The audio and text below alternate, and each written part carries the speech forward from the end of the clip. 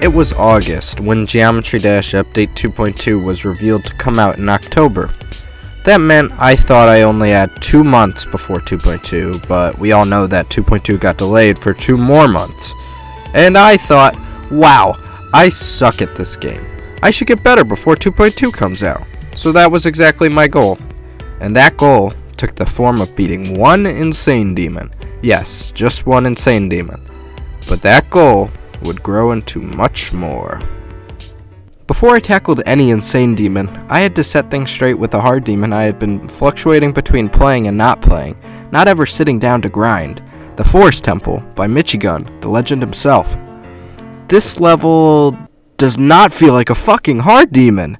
Let me put it like this. Playing this level is like being stuffed in a small, claustrophobia-inducing box filled with glowing green spikes, which is a terrible simile because that's exactly what the level is. The tight spaces filled with spikes really makes the level feel a lot scarier than it actually is and can cause me to jump too early. The level remains pretty consistently difficult, but it gets especially egregious when you have to deal with this wave part that makes you want to rip your eyes out of the socket, and this shitty piece of shitty shit part that only worked on 60 FPS because if I turned up the FPS, the hitbox collision checks would happen more frequently compared to the 60 FPS where you just barely squeeze through. This made the level even more challenging as I had to play on a lower FPS than I'm used to, which made the game less responsive and increased the difficulty of the ship gameplay immensely. I ended up switching to the up arrow key just to beat this level. Usually I just did it when I got tired from, clicking on the mouse, but then I started to prefer it to the mouse. Holding the mouse and clicking is quite uncomfortable when you have to hold it in place for potentially hours at a time, so the up arrow key became my best friend. I choked at the ending countless times, and it took me around 6,000 attempts, which is not normal for me. Usually I beat other hard demons in about 2,000 attempts. Now that I had beat that inconveniencing level, I had to beat an insane demon, something I'd never done before. I had heard that Stalemate was the easiest insane demon, so I had to try it to see how big of a step up it was from Forest Temple. And I was surprised. It really didn't feel too much harder than Forest Temple. Now, I realized this level probably shouldn't be an insane demon, but it wasn't exactly easy. This kind of memory wave part took a fair amount of time to learn and actually get consistent at, and this UFO part managed to make me despise the UFO so much that I now recognize it as the worst game mode. I could never get consistent at it. The timings and the portal just had me fucked up, bruh. I ended up beating the level with a 49% personal best because once you get past the UFO, the rest of the level is only somewhat tasking and you just have to hope you don't choke. And just like that, I had beaten Stalemate in about 1,500 attempts, much faster than I had beaten Forest Temple, which must mean something, but I don't exactly know what. Honestly? Yo! Why don't I just... No, wait, no, they're gonna sack this and go over Pantera. No way! After that, I craved the rush of another insane demon, so I took up a classic, Windy Landscape. No kizzy, this level is a banger. The Fat Rat has some classic but overused tunes, and it just slaps on this level. It's got difficult but satisfying ship gameplay, some fun duel segments, and that's really it. This level actually felt like an insane demon compared to Stalemate. I think some parts are easier than others though. I mean, just look at the ship part compared to any of the easy parts of the level. I beat it really fast in only about 2,000 attempts, which was not expected at all. This proved to me that I was capable of beating insane demons, which felt incredible.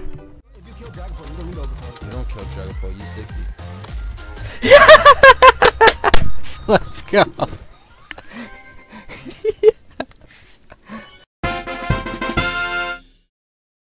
I beat both insane demons on the same day, so I was pretty confident in my skills, and I was also confident that I had no life.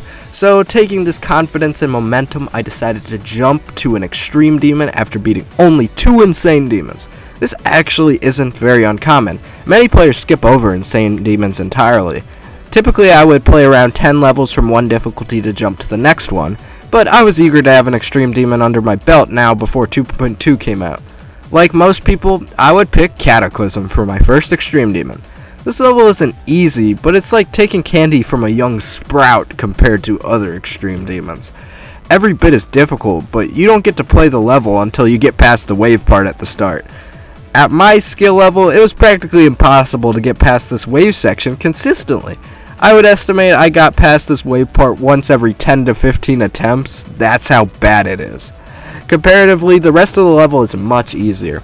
Even still, there are so many spots that are easy to die at, like these poopy butt ball timings, or this stinky reverse mini ship, or this tight orb section. The rest of the level just tests your nerves after those kind of parts. It's a long and slow ship section, which I practiced until my fingers died. Even so, practicing the level is much different than actually getting to that point in a real run. The idea that I could beat an Extreme Demon seemed so impossible at the time I started playing Force Temple, but as I got far in Cataclysm, it seemed very possible.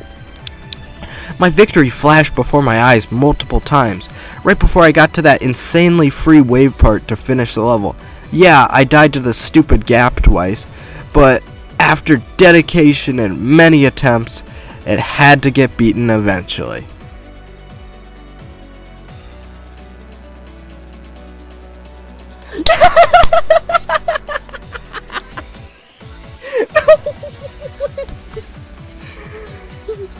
I'm pregnant with joy.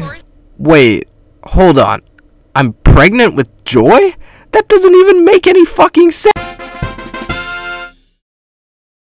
Now that I had beaten Cataclysm, I felt fulfilled. I'd beaten an Extreme Demon before 2.2 came out.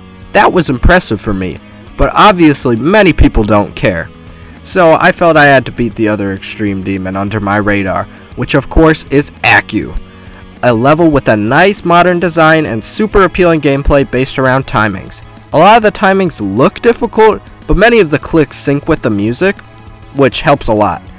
Now, I still had to learn plenty of click patterns independent of the music sync, and I wasn't used to gameplay this fast and difficult.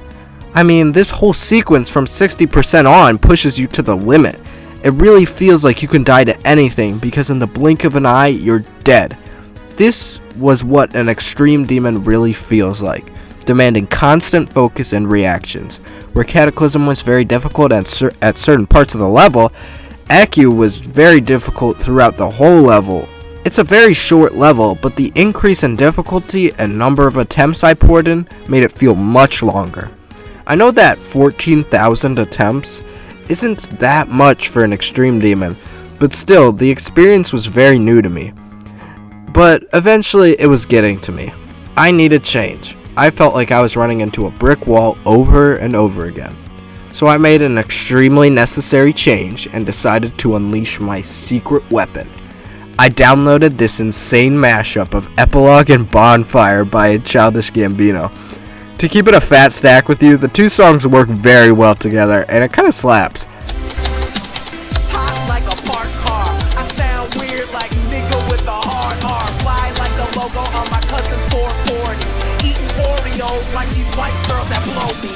It actually added some nice humor and fun, and while you could argue it gets annoying hearing it over and over again, it gave me motivation to keep going with the level, and I knew that beating this level would feel much more rewarding than Cataclysm due to the aforementioned consistent difficulty of the level.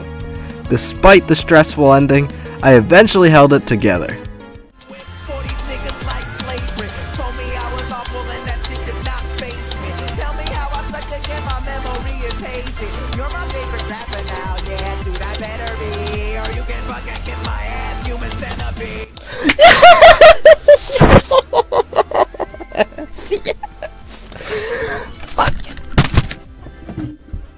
Thank you, Childish Gambino.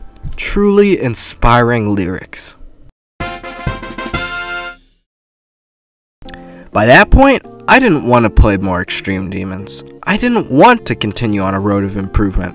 It registered to me that I would eventually want to play other games. So I decided to pick up a fun challenge after being inspired by other players, beating the iconic two-player Duelo Maestro by myself.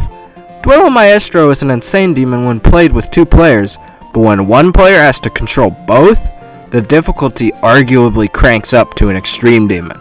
First, I'll say that the single player and symmetrical duel segments were difficult, but they were not shit comparado del drop asimétrico. So, how did I do it?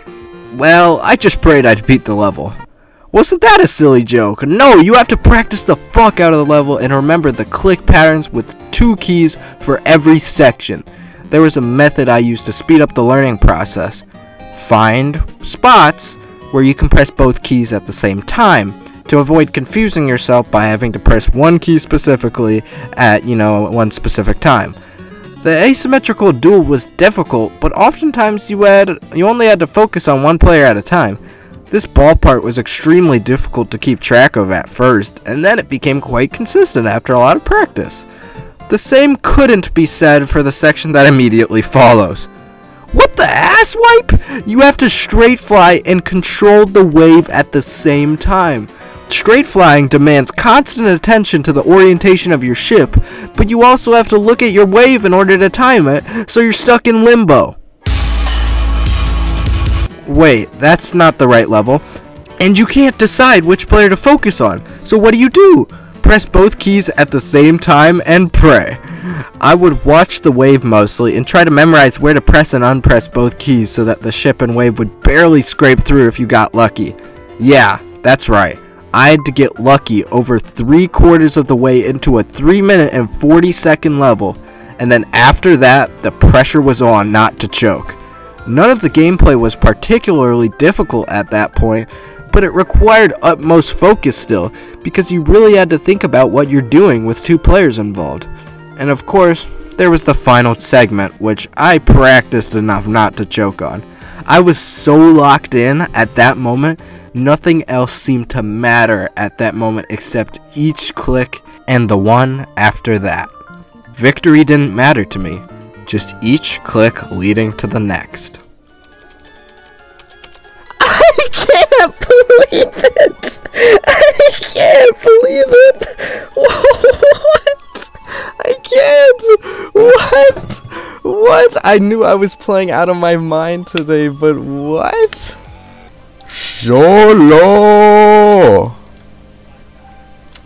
YOLO! Oh my gosh, I can't. It was done. I'm a fucking beast and a legend. It may not be impressive to everyone, but I wouldn't be making this video if I cared what other people thought.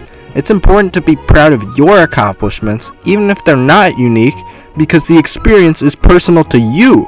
It's all in the mind. So maybe nobody does care about what I accomplished, but I do. And you should be proud of yourself too. So that's how things spiraled out of control before 2.2 dropped. I ended up pushing myself farther than I thought was capable, but I was satisfied. I'll play Bowser's Castle by Remzi whenever that comes out, but for now I'm not touching Geometry Dash. I'm actually so hyped for that level. I hope you enjoyed this video, and maybe feel inspired to push yourself in Geometry Dash, or anything else in life. Everyone has different levels of skill, so pushing yourself is relative. But if playing the game becomes a chore, just stop for a while. And have a wonderful, wonderful day, and keep it P. It's been Dat Green Waddle D.